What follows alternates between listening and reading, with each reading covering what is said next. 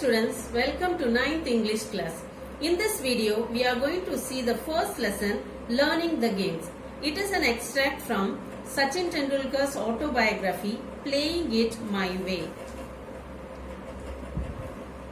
From a very early age, I played tennis ball cricket with my colony friends. I loved watching cricket on television, and in our games, I often tried to emulate the mannerisms of my favorite players, Sunil Gavaskar and the West Indian legend Viv Richards. But it wasn't just the batsmen that I studied, I also loved bowling. Throughout my career, I have actually bowled a lot in the nets. இளம் வயதிலிருந்து நான் எனது குடியிருப்பு நண்பர்களுடன் tennis பந்து cricket விளையாடினேன். நான் தொலைக்காட்சியில் கிரிக்கெட்டையும் எங்களது விளையாட்டையும் பார்க்க விரும்பினேன். நான் அடிக்கடி எனது விருப்பமான விளையாட்டு வீரர்களான சுனில் கவாஸ்கர் மற்றும் மேற்கு இந்திய மிகப்பெரிய ஜாம்பவான் விவ் ரிச்சர்ட் ஆகியோரின் உடல் அசைவுகளை அப்படியே பின்பற்ற முயல்வேன். நான் பந்து அடித்தலை மட்டும் விரும்பவில்லை, நான் பந்து வீச்சியையும் மிகவும் விரும்பினேன். எனது பயிற்சி காலம் முழுவதிலும் நான் பந்து வீச்சியை தான் அதிகமாக நடத்தியுள்ளேன். I was then studying in the New English School, Mumbai. But my brother Ajit knew that compared to other schools in Mumbai, Shardashram Vidya Mandir, where Ramakant Achrekar sir was the cricket coach, gave due importance to the game of cricket. He ran summer camps too. நான் மும்பையில் உள்ள new ஆங்கில பள்ளியில் படித்துக் கொண்டிருந்தேன். ஆனால் எனது சகோதரர் அஜித் மற்ற பள்ளிகளை ஒப்பிடும்போது சாரதாஸ்ரம் வித்யா மந்திர் பற்றி நன்கு தெரிந்திருந்தார். அங்கேதான் சிறந்த கிரிக்கெட் பயிற்சியாளர் ரமாகாந்த் ஆச்ரியேக்கர் சார் இருந்தார். அவர் கிரிக்கெட் விளையாட்டிற்கு அதிக முக்கியத்துவம் தந்தார். அவர் கோடைக்கால பயிற்சி முகாம்களையும் நடத்தி வந்தார். Ajit one day took me to the camp to get trained under sir. Anyone could come to for a trial at the camp, but then it was up to sir to decide who to accept. I was 11 years old then. Achrekar sir, as I referred to him, started playing cricket at the age of 11 in 1943, which is the age I was when I went to him for the first time. Ajith ஒரு நாள் என்னை ஆச்ரேக்கர் சாரிடம் பயிற்சி பெற முகாமிற்கு அழைத்து சென்றார். யார் வேண்டுமானாலும் அந்த முகாமில் மாதிரி பயிற்சியை மேற்கொள்ளலாம், ஆனால் யாரை ஏற்றுக்கொள்வது என்பதை சார்தான் முடிவு செய்வார். அப்போது எனக்கு 11 வயசு ஆகியிருந்தது. ஆச்ரேக்கர் சாரும் அவருடைய 11வது வயதில் 1943 ஆண்டில்தான் தான் விளையாடத் தொடங்கியுள்ளார். அதே வயதில் நானும் முதலாக அவரிடம் சென்றிருந்தேன். I have never batted in the nets before and felt somewhat overawed with so many people around.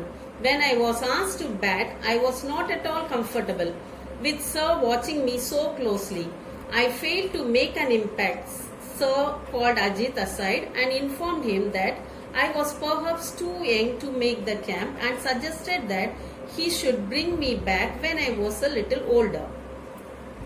நான் அதற்கு முன்னால் வலையில் விளையாடியதில்லை மற்றும் என்னை சுற்றி நிறைய மக்கள் இருப்பது என்னை பயமுறுத்தியது. என்னை மட்டையால் அடிக்க சொன்னவுடன் நான் சௌகரியமாக உணரவில்லை.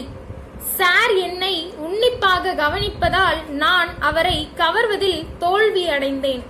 சார் அஜித்தை அழைத்து நான் முகாமில் பயிற்சி கொள்ள மிகவும் இளையவனாக இருப்பதாகவும் இன்னும் கொஞ்சம் வளர்ந்த பின் அழைத்து வரும்படியும் கூறினார்.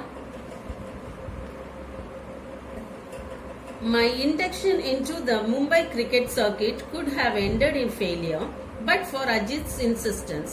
Having seen me play in the colony, Ajit knew I was capable of performing far better than I had done in front of Achrekar sir. He explained that I was nervous and asked sir to give me one more opportunity. However, he suggested that While doing so, sir should pretend to go away and then watch from a distance. Sir agreed.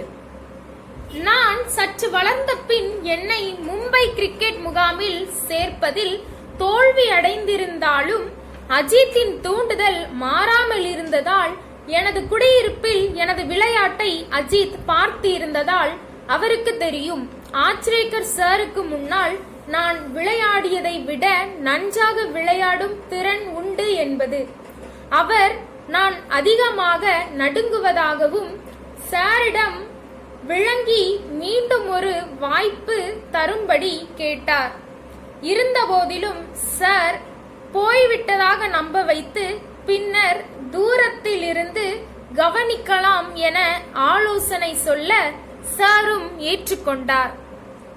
Before long, I was asked to bat again, and without sir's trained eyes scrutinizing me, or so I thought, I felt more at ease and soon started to hit the ball well. This time, sir agreed to let me join the camp. I was delighted, and I must say it was an opportunity that transformed my life. அதிக நாட்கள் எடுக்காமல் ஒரு நாள் சாரின் கூர்ந்து பார்க்கும் பார்வை இல்லாமல் நான் மட்டையுடன் அடிக்க அழைக்கப்பட்டிருந்தேன். நான் மிகவும் எளிதாக உணர்ந்து பந்தை நன்றாக அடிக்க தயாரானேன். இந்த சமயத்தில் சார் என்னை முகாமில் சேர்த்துக்கொள்ள சம்மதித்தார். நான் பெரும் மகிழ்ச்சி அடைந்தேன். மேலும் அந்த வாய்ப்பு எனது வாழ்க்கையை மாற்றியது என்பதை நான் சொல்லியாக வேண்டும். The camp involved a session every morning and evening at Shivaji Park. I would practice between 7:30 a.m. and 10:30 a.m. in the morning. Then I would come back in the afternoon and practice till late evening. The schedule was rigorous and I would be exhausted by the end of the day.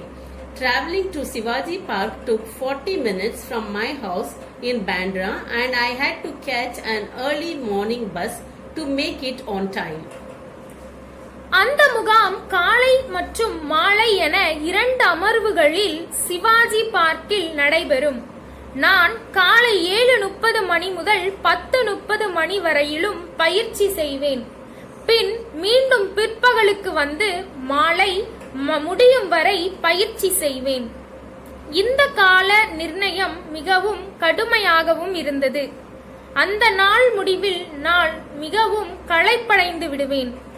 Sivaji பார்க்கிற்கு பாண்ட்ராவில் உள்ள எனது வீட்டிலிருந்து 40 நிமிட பயணம் செய்வதற்கு நான் அதிகாலையில் பேருந்தை பிடித்து வந்தால் சரியான நேரத்திற்கு செல்ல முடியும்.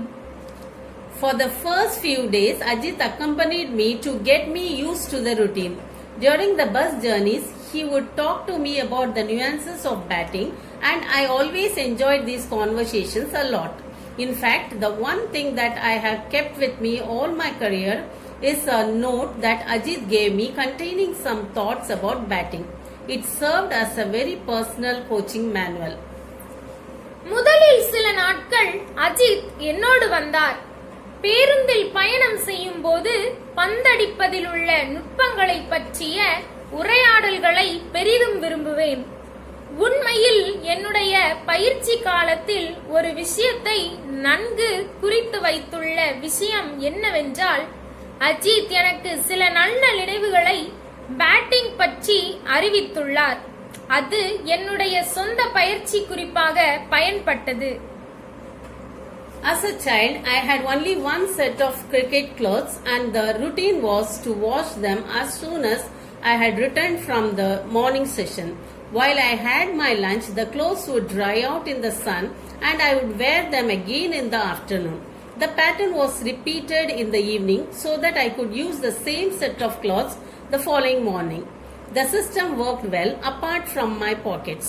There was never quite enough time for the pockets to dry out completely, and for the entire duration of the camp I played with wet pockets. நான் குழந்தையாக இருந்தபோது என்னிடம் ஒரு செட் கிரிக்கெட் ஆடைகள் இருந்தன. என் வழக்கமான பழக்கம் என்னவென்றால், காலை அமர்வு பயிற்சி முடிந்தவுடன் வந்து அதை துவைத்து விடுவேன். உணவு சாப்பிடும் அந்த நேரத்திற்குள் என்னுடைய உடைகள் வெயிலில் காய்ந்துவிடும்.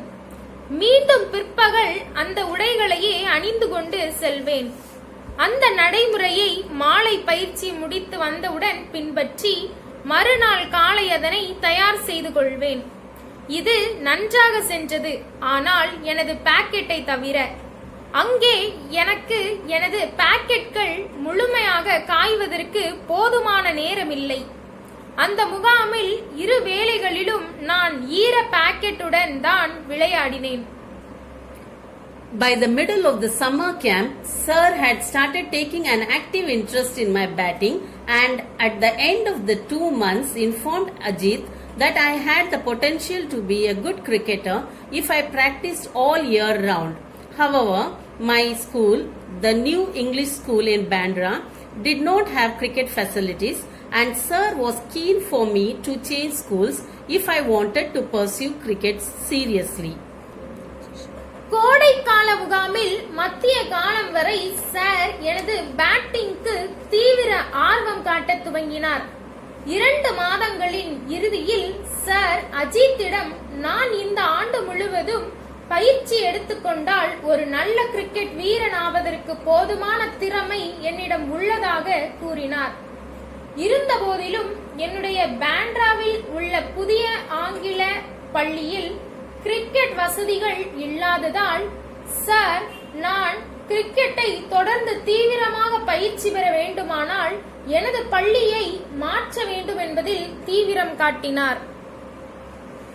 One evening, Sir called my father and put forward his suggestion. Ajit was in the room with my father at the time, and they both accepted that it was necessary if cricket was to be my priority. My father sat me down and explained that while he did not have any objection to my changing schools, I should do so only if I was really serious about playing cricket. ஒரு மாலை பொழுதில் sir எனது அப்பாவை அழைத்து அவரது இந்த யோசனையை முன்வைத்தார். அஜித்தும் எனது அப்பாவும் அந்த அறையில் இருந்தனர். அவர்கள் இருவரும் எனக்கு கிரிக்கெட் விளையாட்டு முதல் முக்கியத்துவமாக இருப்பதால் அது அவசியம் என்று அந்த முடிவை ஏற்றுக்கொண்டனர். எனது அப்பா என் அருகில் வந்து அமர்ந்து நான் கிரிக்கெட்டை தீவிரமாக நினைத்து விளையாடுவதாக இருந்தால் அவருக்கு பள்ளியை மாற்றுவதில் எந்தவித பிரச்சனையும் இல்லை என்று கூறினார். I assured him I was, and so it was agreed that I should move to Sardashram Vidya Mandir, where Achrekar sir was the cricket coach.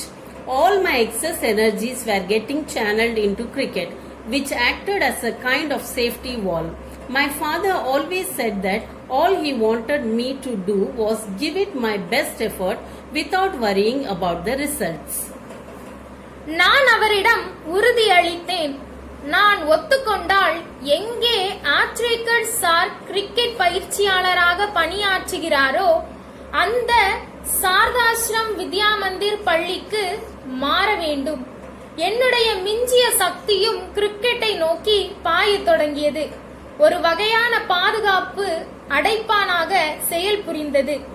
எனது அப்பா அடிக்கடி சொல்வது என்னவென்றால், முடிவுகளை பற்றி கவலைப்படாமல் எந்த ஒரு செயலுக்கும் சிறந்த உழைப்பை தர வேண்டும் என்று. In my first year at Sardashram, I played 55 practice matches during the summer break of 60 days. My summer sessions used to start at 7:30 a.m. and end at 4:30 p.m. My evening session would start at 5 p.m. after only a 30-minute break. During the break, Sir would often give me some money to go and have a vada pav. நான் சாரதாஸ்ரம் பள்ளியில் முதலாம் ஆண்டில் 60 கோடை நாட்களில் 55 பயிற்சி போட்டிகளில் விளையாடினேன். எனது கோடைக்கால அமர்வு காலை 7:30 மணிக்கு துவங்கி மாலை 4:30 மணி தான் முடியும். மீண்டும் எனது மாலை அமர்வு அரை மணி நேர இடைவேளைக்கு பிறகு 5 மணிக்கு தொடங்கும். அந்த இடைவேளை நேரங்களில் சார் எனக்கு கொஞ்சம் பணம் கொடுத்து வடா பாவ் வாங்கி சாப்பிட சொல்வார். Between 5 p.m. and 7 p.m., I would have 5 more net sessions.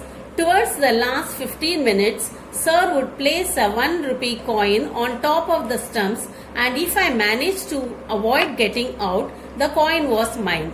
In this session, every bowler in the camp would come and bowl to me with some 60 to 70 boys fielding. It meant I had to hit every ball along the ground to survive those intense 15 minutes. 5 மணி முதல் 7 மணி வரை மேலும் 5 அமர்வுகள் இருக்கும். இறுதியாக 15 நிமிடங்களுக்கு முன்பு sir ஸ்டம்பின் மேல் ஒரு ரூபாய் நாணயத்தை வைத்து அந்த நாணயத்தை கீழே விழாமல் கவனித்து விளையாடினால் அந்த நாணயம் எனக்கு சொந்தம் என்று கூறுவார். இந்த அமர்வில் ஒவ்வொரு பந்து வீச்சாளரும் அந்த முகாமில் 60 முதல் 70 பையன்கள் பற்றி நிற்க வைத்து வீசுவார்கள். நான் ஒவ்வொரு பந்தையும் 15 நிமிடம் வரை அவுட் ஆகாமல் அடிக்க வேண்டும். Winning the 1 rupee coin used to give me immense satisfaction and taught me how to concentrate even when physically drained. At the end of it all, Sir would tell me to run 2 full circuits of Shivaji Park with my pads and gloves on. அந்த 1 ரூபாய் நாணயத்தை வெல்வது எனக்கு ஒரு திருப்தியையும் உடல் களைப்பான நிலையிலும் எப்படி முழு கவனத்துடன் விளையாடுவது என்பதையும் எனக்கு கற்றுத்தந்தது. எல்லாம் முடிந்த பின் சார் சிவாஜி பார்க்கை எனது கிரிக்கெட் கவசங்களுடன் ஓடச் சொல்வார். That was the last part of my training, and I would be completely exhausted by the end of it all. It was a routine I would repeat right through my summer holidays, and it helped me to build up physical and mental stamina.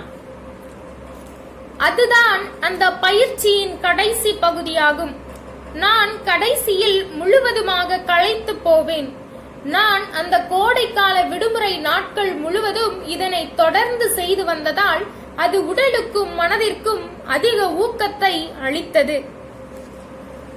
Occasionally, my father came to take me home, and I would always ask him to treat me to a special fruit cocktail at a juice center near the club. While this regular demand was a little unreasonable, because at the time I did not realize that my parents also had to take care of the needs of my brothers and sister. My father would invariably end up giving me what I wanted just to see me happy. எப்போதாவது எனது அப்பா என்னை வீட்டிற்கு அழைத்து செல்ல வருவார். வரும்போது அருகில் உள்ள கடைக்கு சென்று பழச்சாறு வாங்கி தருமாறு கேட்பேன். அந்த வழக்கமான கோரிக்கை சிறிது காரணமின்றி இருந்தது. ஏனென்றால் அந்த நேரத்தில் எனது அப்பா எனது சகோதரர்கள் சகோதரி ஆகியோரையும் கவனித்து வந்தார் என்பதை நான் உணரவில்லை. எனது அப்பா எனக்கு என்ன விரும்பினாலும் எனது மகிழ்ச்சியை பார்க்க எப்போதும் வாங்கி தருவார். On other days when I made my way home from Shivaji Park on my own, I would often fall asleep on the bus if I managed to sit down. Anyone who has been on a Mumbai bus at peak hours will know just how difficult it is to get a seat. On days when I wasn't so lucky, it was still a challenge just to stand with the kit bag because the bus conductors would inevitably complain about me taking up the space of another passenger. It could be embarrassing because the conductors were often rude and would sometimes ask me to buy 2 tickets. I didn't have the money for a second ticket, and I had to learn to take these remarks in my stride. மற்ற நாட்களில் நான் சிவாஜி பார்க்கில் இருந்து வீட்டிற்கு வரும்போது எனக்கு பேருந்தில் உட்கார இடம் கிடைத்தால் பேருந்திலேயே தூங்கிவிடுவேன். மும்பை பேருந்துகளில் பரபரப்பான நேரங்களில் உட்கார இடம் கிடைப்பது எவ்வளவு கடினம் என்பது அனைவருக்கும் தெரியும். சில நாட்களில் எனக்கு அதிர்ஷ்டம் இல்லாமல் இருக்கும் போது எனது விளையாட்டு பொருட்கள் அடங்கிய பையுடன் நின்று கொண்டு பயணம் செய்வது ஒரு சவாலாக இருக்கும். ஏனென்றால் பேருந்து நடத்துனர் எப்போதும் அது வேறு ஒரு பயணியின் இடத்தை அடைத்துக் கொண்டு இருக்கிறது என்று புகார் செய்வார். அது எனக்கு தர்ம சங்கடத்தை உண்டு பண்ணும். ஏனென்றால் சில நடத்துனர்கள் முரட்டுத்தனமாகவும் மற்றும் 2 பயணச்சீட்டு வாங்கும்படி கேட்பார்கள். என்னிடம் 2வது பயணச்சீட்டு எடுக்க பணம் இருக்காது. இந்த விமர்சனங்கள் எல்லாம் நான் எனது லட்சியத்தை அடையும் நோக்குடன் தாங்கிக் கொண்டேன். Dirty clothes often added to the embarrassment. With time, I evolved a way of wrapping the kit bag around me. Just as the helmet and pads became a part of me while batting, so the kit bag became an extension of me on the bus. I would often take the bus or train from Bandra to Churchgate, and it was all a great learning experience. அழுக்கான உடைகளும் அடிக்கடி தர்ம சங்கடத்தை மேலும் அதிகரிக்கும். நான் என்னை சுற்றி எனது பையை மூடிய வண்ணம் சென்று கொண்டிருப்பேன். பந்தை அடிக்கும் போது தலை கவசமும் தடுப்பு கவசமும் அங்கமாக அமைவது போல. ஆகையால் இந்த பயிற்சி பை எனது விரிவாக்கமான பேருந்தில் அமைந்துவிட்டது. நான் அடிக்கடி பேருந்திலும் அல்லது புகைவண்டியிலும் பேண்ட்ராவிலிருந்து சர்ச் கேட்டிற்கு பயணம் செய்வது எல்லாம் ஒரு பெரிய கற்றலின் அனுபவங்களாகும். Even though I loved cricket, there were still occasional days when playing with my friends at home was such fun that I would conveniently forget I was supposed to go to the nets. If I didn't turn up, Achrekar sir would jump onto his scooter and come to find me. Sir would spot me in the melee and virtually drag me out. I would come up with excuses, but he would have none of it. He would get me to change and head off to Shivaji Park. நான் கிரிக்கெட்டை வெகுவாக விரும்பினாலும் இன்னும் அவ்வப்போது வீட்டில் என் நண்பர்களிடம் விளையாடிய தருணங்களை நான் எப்போதும் விளையாட சென்று கொண்டிருப்பதால் நான் எளிதாக மறந்து விடுவதுண்டு. நான் அங்கு வரவில்லை என்றால் ஆச்ரேக்கர் சார் தனது ஸ்கூட்டரில் பாய்ந்து வந்து என்னை கண்டுபிடித்து விடுவார். சார் என்னை நெருக்கடியான மக்கள் கூட்டத்திலும் கண்டுபிடித்து அங்கிருந்து வெளியே இழுத்து வருவார். நான் சில காரணங்களை கூறினாலும் அவர் எதையும் கவனிக்க மாட்டார். அவர் என்னை மாற்ற சிவாஜி பார்க்கிற்கு இழுத்து சென்று விடுவார். On the drive, he would tell me, "Don't waste your time playing insane games with these kids. Cricket is waiting for you at the nets. Practice hard and see what magic can transpire." அந்த பயணத்தின் போது அவர் என்னிடம் கூறுவார், உன்னுடைய நேரத்தை உபயோகமற்ற விளையாட்டுகளை இந்த குழந்தைகளுடன் விளையாடி வீணாக்காதே. கிரிக்கெட் உனக்காக மைதானத்தில் காத்து கொண்டிருக்கிறது. கடுமையாக பயிற்சி செய், பின்னர் பார் என்ன மாயவித்தை வெளிப்பட போகிறது என்று. We need to have proper career orientation. Your personality plays an important role in choosing the type of career you want. Choose something you enjoy and really want to do, and you will be successful. நமக்கு சரியான வாழ்க்கை நோக்கிய பயணம் தேவைப்படுகிறது. உனக்கு எந்த மாதிரியான வாழ்க்கை போக்கினை தேர்வு செய்வதை பொறுத்துதான் உனக்கு ஆளுமை முக்கிய பங்கு வகிக்கிறது. நீ நன்கு முழு மனதோடு தேர்வு செய்ததை உண்மையில் செய்ய நினைப்பது உனக்கு வெற்றியை தரும். At that time, I hated being dragged off, but as I look back, I feel sheepish about my actions and can only admire Achrekar sir's far-sightedness. அந்த நேரத்தில் நான் கட்டாயமாக இழுக்கப்பட்டு இருந்ததை வெறுத்திருக்கிறேன். ஆனால் நான் அதை பின்னால் நினைத்து பார்த்தால் நான் அந்த செயல்களை உணர்ந்து வெட்கப்பட்டிருக்கிறேன். அதில் ஆச்ரேக்கர் சார் தொலைநோக்கு பார்வையை என்னால் ரசிக்க முடிகிறது. Sir also punished me on one occasion when trying to teach me a very important lesson. Once I bunked my daily evening practice to watch an inter-school cricket match, not anticipating that Sir would be there. He was angry and he said it wasn't for me to come and watch other people play for.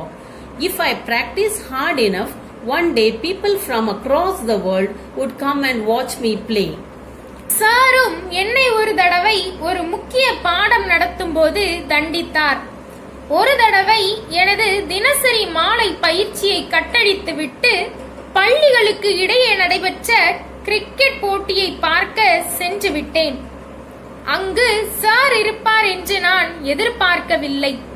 அவர் மிகவும் கோபப்பட்டு என்னிடம், இது நீ பார்ப்பதற்காக அல்ல, மற்ற மக்கள் நீ விளையாடுவதை பார்க்க என்றார். நீ கடுமையாக பயிற்சி செய்தால் ஒரு நாள் உலகம் முழுவதிலும் உள்ள மக்கள் வந்து நீ விளையாடுவதை கண்டுகளிப்பார்கள் என்றார். Had it not been for Sir, I would not be the cricketer I turned out to be. He was a strict disciplinarian and did everything he could for me.